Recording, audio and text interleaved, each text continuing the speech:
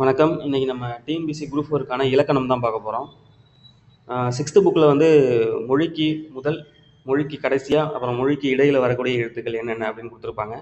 இந்த டாபிக் கொஞ்சம் குழப்புற மாதிரி இருக்கும், கொஞ்சம் குழப்பமாக இருக்கும். ஒரு டேபிளேஷன் மாதிரி போட்டு நம்ம படித்தோம்னா நம்ம ஈஸியாக ஞாபகம் வச்சுக்கலாம். அதுக்காக தான் அந்த டேபிளேஷன் போட்டிருக்கோம். பாருங்கள், இதில் நமக்கு தமிழில் மொத்தம் பார்த்தோம்னா 247 எழுத்துக்கள் இருக்குது. உயிரெழுத்து பார்த்தோம்னா தமிழில் 12 உயிரெழுத்து இருக்குது. அதே போல் மெய்யெழுத்து 18 இருக்குது. இந்த உயிரும் மெய்யும் சேர்ந்து 216 உயிர்மெய் எழுத்துக்கள் இருக்குது. ஆயுத எழுத்து 1 இருக்குது. மொத்தம் 247 எழுத்துக்கள் வந்து தமிழில் இருக்குது. இந்த 247 எழுத்துக்களும் மொழிக்கு எந்தெந்த இடத்துல வரும், முதல்ல வருமா, இறுதியில் வருமா, கடைசியில் வருமா அப்படின்னு நம்ம ஞாபகம் வச்சுக்க முடியாது. உயிரெழுத்தை ஞாபகம் வச்சுக்கலாம். உயிரெழுத்து 12 தான் இருக்குது. அது மொழிக்கு எந்த இடத்துல வருதுங்கிறத நம்ம ஈஸியாக ஞாபகம் வச்சுக்கலாம். மெய்யெழுத்தையும் ஞாபகம் வச்சுக்கலாம், 18 தான் இருக்குது. ஆயுத எழுத்தையும் ஞாபகம் வச்சுக்கலாம், 1 தான் இருக்குது. ஆனால் அந்த உயிர்மெய் எழுத்து வந்து 216 எழுத்து இருக்குது. இந்த 216ஐயும் நம்ம ஞாபகம் வச்சுக்க முடியாது. அதனால் இப்போ கா அப்படின்னு இருக்குன்னா அந்த கா வரிசையில் உள்ள எழுத்துக்கள் எந்தெந்த எழுத்துக்கள் வரும் வராது, ஞான் இருக்குன்னா ஞா வரிசையில் உள்ள எந்தெந்த எழுத்துக்கள் வரும் வராது அப்படிங்கிறத மட்டும் தான் நம்ம ஞாபகம் வச்சுக்க போகிறோம். புத்தகத்துலையுமே அது மட்டும் தான் கொடுத்துருக்காங்க. வாங்க பார்ப்போம். முதல்ல வந்து உயிரெழுத்து பார்ப்போம். உயிரெழுத்து வந்து மொழிக்கு முதல்ல வருமானு கேட்டால் மொழிக்கு முதல்ல வரும்.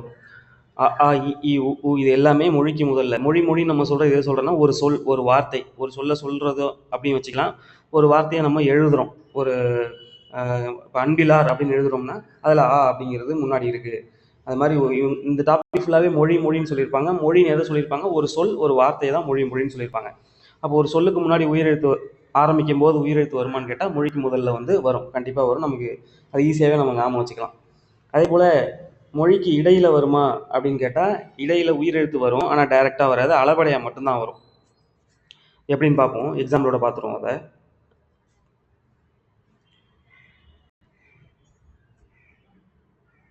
பாருங்கள், மொழிக்கு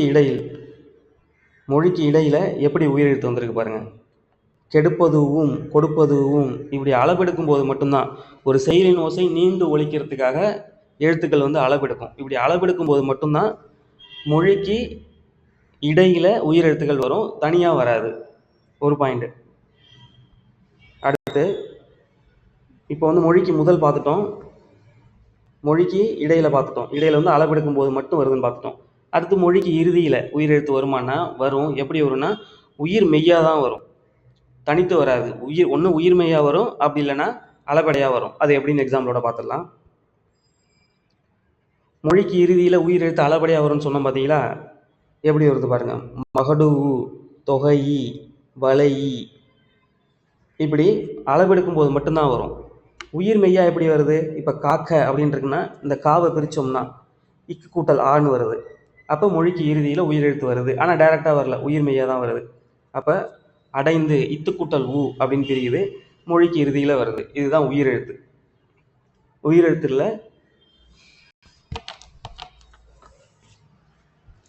மொழிக்கு இறுதியில், மொழிக்கு முதல்ல, மொழிக்கு கடைசியாக எப்படி வருதுன்னு பார்த்துட்டோம். அடுத்து டேப்லேஷனை பாருங்கள். அடுத்து மெய்யெழுத்து நம்ம பார்க்க போகிறோம். மெய்யெழுத்து மொழிக்கு முதல்ல வருமானு கேட்டால் வரவே வராது. நமக்கு நல்லாவே தெரியும், மொழிக்கு முதல்ல மெய்யெழுத்து வரவே வராது. மொழிக்கு இடையில் வருமானா எல்லா மெய்யெழுத்துக்களுமே மொழிக்கு இடையில் வரும். நம்ம எழுதும்போது நிறைய மெய்யெழுத்துக்கள் வந்து மொழிக்கு இடையில், ஒரு வார்த்தைக்கு ஒரு சொல்லுக்கு நடுவில் போட்டு எழுதுவோம். மொழிக்கு கடைசியில் வருமா அப்படின்னு கேட்டால் ஒரு சில மெய்யெழுத்துக்கள் வரும், ஒரு சில மெய்யெழுத்துக்கள் வராது. இதுதான் நம்ம இப்போ டீட்டெயிலாக பார்க்க போகிறோம். எந்தெந்த மெய்யெழுத்துக்கள் வரும் மொழிக்கு இறுதியில், எந்தெந்த மெய்யெழுத்துக்கள் வராது அப்படிங்கிறத இப்போ பார்க்க போகிறோம். மொத்தம் மெய்யெழுத்துக்கள் எத்தனை இருக்குன்னா 18 மெய்யெழுத்துக்கள் இருக்குது. இதுதான் மெய்யெழுத்துக்கள். நமக்கு தெரியும், இக்கு, இஞ்சி, இச்சி, இஞ்சி, இட்டு, இன்னு, இத்து, இந்து, இப்பு, இம்மு, இய்யு, இரு, இல்லு, இவ்வு, இழு, இல்லு, இரு, இன்னு. இந்த 18 எழுத்துக்கள் தான் வந்து மெய்யெழுத்துக்கள். இதில் மொழிக்கு இறுதியில் எந்தெந்த எழுத்துக்கள் வரும் அப்படின்னு பார்க்க போகிறோம். மொழிக்கு இறுதியில் வர்ற எழுத்துக்கள் பார்த்தோம்னா இதான் மொழிக்கு இறுதி. இந்த 18ல் இந்த எழுத்துக்கள் தான் மொழிக்கு இறுதியில் வரும். இஞ்சி, இன்னு, இந்து, இம்மு, இய்யு, இரு, இல்லு, இவ்வு, இழு, இல்லு, இன்னு, இதுதான் வருது. மொழிக்கு இறுதியில் வராத எழுத்துக்கள் பார்த்தோம்னா இந்த எழுத்துக்கள் வந்து வரல. இப்போது இந்த 18 எழுத்துக்களை எப்படி நம்ம ஈஸியாக ஞாபகம் வச்சுக்கலாம், எது மொழிக்கு இறுதியில் வரும், எது மொழிக்கு இறுதியில் வராது அப்படிங்கிறத எப்படி ஈஸியாக ஞாபகம் வச்சுக்கலாம் அப்படின்னு பார்த்தோம்னா, இது பாருங்கள். நமக்கு வந்து இந்த வல்லினம், மெல்லினம், இடையினம் இது வந்து நமக்கு ஈஸியாக நம்ம ஞாபகத்தில் இருக்கும். அதை வச்சு நம்ம இதை ஞாபகம் வச்சுக்கலாம். கசட தபர வல்லினம், ஞஞன நமன மெல்லினம், எரள வழல இடையினம். இப்போ இந்த கசட தபர இந்த வல்லினம் வந்து மொழிக்கு இறுதியில் வரவே வராது. ஃபுல்லாகவே அந்த கசட தபரில் இருக்க எந்த எழுத்துமே எப்படி ஞாபகம் வச்சுக்கலாம்னா, வல்லினத்தில் இருக்க எந்த எழுத்தும் அந்த வல்லினத்தில் இருக்க எழுத்துக்களுக்கு புள்ளி வைக்கிறோம், ஒற்றை எழுத்தாக மாற்றுறோன்னா அந்த எழுத்துக்கள் எதுவுமே வந்து மொழிக்கு இறுதியில் வராது.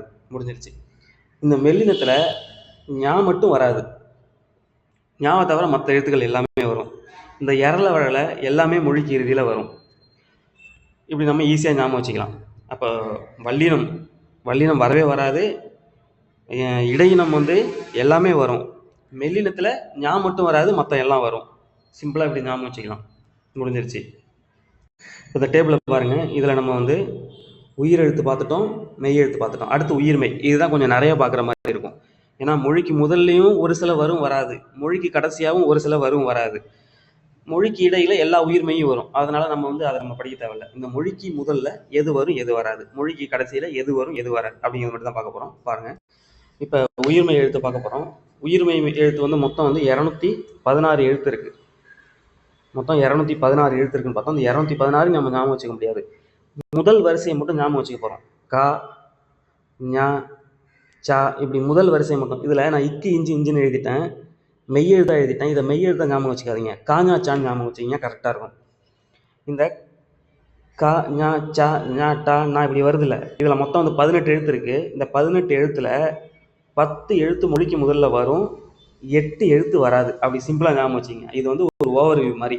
உயிர்மெய் எழுத்து அப்படின்னு கேட்டாங்கன்னா, உயிர்மெய் எழுத்துக்களில் அந்த முதல் வரிசை, அந்த காஞாச்சா வரிசையில் 10 எழுத்துக்கள் வரும், 8 எழுத்துக்கள் வராது அப்படின்னு ஞாபகம் வச்சுக்கிங்க. அந்த 10 எழுத்துக்கள் வரும்ல, அதில் நம்ம 2ஆக பிரிக்கிறோம். இந்த 10 2ஆக பிரிக்கிறோம், 6 4ன்னு பிரிக்கிறோம். எதுக்காக அப்படி பிரிக்கிறோம்னா, இந்த 6 எழுத்துக்கள் வரிசையில் இருக்க எல்லா எழுத்துக்களுமே மொழிக்கு முதல்ல வரும். இந்த 4 எழுத்துக்களில் ஒரு சில எழுத்துக்கள் மட்டும்தான் வரும். இந்த 6 எழுத்துக்கள் பாருங்களேன், காசாத்தா, நாப்பாமா, இப்படி ஞாபகம் வச்சுக்கிங்க. காசாத்தா, நாப்பாமா, இந்த இந்த இந்த எழுத்துக்களோட வரிசையில் இருக்க எல்லா எழுத்துக்களும். இப்போ கான்னு எடுத்துட்டோம்னா காக்கா, கீக்கி, குக்கு, கேக்கே, இது எல்லாமே மொழிக்கு முதல்ல வரும். சாசா, சிசி, இது எல்லாமே மொழிக்கு முதல்ல வரும். இந்த எழுத்துக்களை பாருங்க, ஞா, நா, யா, வா. இதில் ஞா வரிசையில் இந்த ஞா மட்டும்தான் வருது, வேறு எதுவுமே வராது. அதுவும் இப்போ நம்ம டைரெக்டாக இந்த ஞாவை வந்து பயன்படுத்துறதில்ல, அங்கனம் இங்கனம் அப்படி தான் நம்ம பயன்படுத்துகிறோம். இந்த ஞா வரிசையில் பார்த்தோம்னா ஞா, ஞா, ஞே, ஞோ, இந்த 4 எழுத்துக்கள் மட்டும் வரும். இந்த யா வரிசையில் யா, யா, யூ, யூ, யோ, யவ்வு, இந்த 6 எழுத்துக்கள் வரும். வா வரிசையில் வந்து வா, வா, வி, வி, வே, வே, வை, வவ்வு, 8 எழுத்துக்கள் வரும். இங்கே பாருங்கள், இது 8, இது 6, இது 4, இப்படி ஞாபகம் வச்சுக்கிங்க. ஞாவில் வந்து 4 எழுத்துக்கள் வரும், யாவில் 6 எழுத்துக்கள் வரும், வாவில் வந்து 8 எழுத்துக்கள் வரும். இப்படி ஞாபகம் வச்சுன்னா உங்களுக்கு ஈஸியாக இருக்கும். ஃபஸ்ட்டு உயிர்மெய் அப்படின்னா நமக்கு என்ன ஞாபகம் வரணும்னா, இந்த காஞாச்சா, இந்த முதல் வரிசையை மட்டும் நம்ம ஞாபகம் வச்சுக்கணும். அந்த முதல் வரிசையில் 10 எழுத்துக்கள் வரும், 8 எழுத்துக்கள் வராதுங்கிறத ஃபஸ்ட்டு பாயிண்ட் ஞாபகம் வச்சுக்கணும். ரெண்டாவது பாயிண்ட், இந்த 10 எழுத்துக்கள் நம்ம 2ஆக பிரிக்கலாம். ஒன்று வந்து பார்த்தோம்னா 6, இன்னொன்று 4. இந்த 6 எழுத்துக்கள் வந்து அந்த 6 எழுத்துக்கள் உள்ள எல்லா வரிசையுமே வரும். இந்த 4 எழுத்துக்களில் ஒரு சில எழுத்துக்கள் மட்டும்தான் வரும். இந்த 6 எழுது கா, சா, தா, நா, பா, மா, 6 எழுத்துக்கள் முடிஞ்சிருச்சு. இந்த 4 எழுத்துக்கள் ஞா, ஞா, யா, வா. இந்த ஞாவில் ஒன்றே ஒன்று தான் வரும், ஞாவில் வந்து 4 வரும், யாவில் 6 வரும், வாவில் 8 வரும். இப்படி ஞாபகம் வச்சுப்போம். இது மொழிக்கு முதல்ல வர்ற உயிர்மெய் எழுத்து.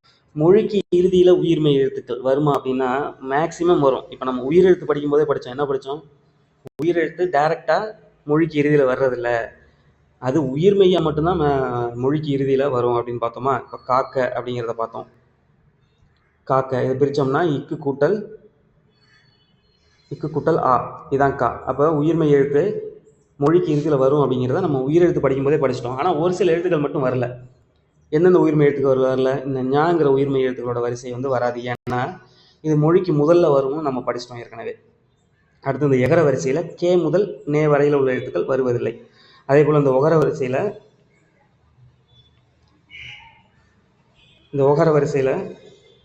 நோ தவிர மற்ற எழுத்துக்கள் வருவதில்லை. நோ மட்டும்தான் வரும், மற்ற எழுத்துக்கள் எதுவும் வராது. இந்த நோங்கிறது ஓரெழுத்து மொழியில் துன்பம் அப்படிங்கிற மொழியில் வந்து வரும். இப்போ சொல்லின் முதல்லையும் பார்த்துட்டோம், சொல்லின் இறுதியிலையும் பார்த்துட்டோம். இப்போ சொல்லோட நடுவில் எந்தெந்த எழுத்துக்கள் வரும் வராது. மெய் எழுத்துக்கள் 18 சொல்லின் நடுவில் வரும். உயிரெழுத்து உயிர்மெய் எழுத்து சொல்லின் நடுவில் வரும். ஆயுத எழுத்து சொல்லுக்கு நடுவில் மட்டும்தான் வரும் அப்படிங்கிறத நம்ம நல்லா ஞாபகம் வச்சுக்கணும். ஆயுத எழுத்து சொல்லுக்கு முதல்லையோ சொல்லுக்கு இறுதியிலோ வராது, சொல்லுக்கு நடுவில் மட்டும்தான் வரும்.